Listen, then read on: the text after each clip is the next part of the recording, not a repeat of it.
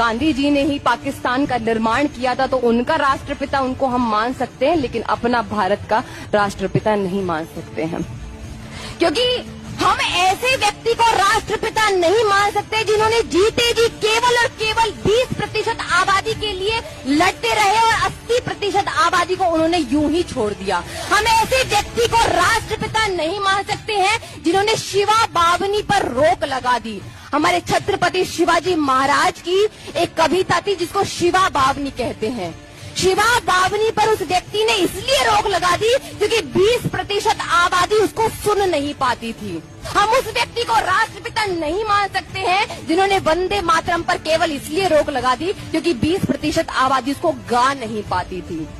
हिंदू मुस्लिम एकता के नाम पर उन्होंने कहा कि अब हम हिंदुस्तानी भाषा को लागू करेंगे, और उस हिंदुस्तान, ध्यान से सुनिएगा, और उस हिंदुस्तानी भाषा को लागू करते करते, जिसमें उर्दू ज्यादा और हिंदी कम थी, उस भाषा को लागू करते करते, क्योंकि एकता वाली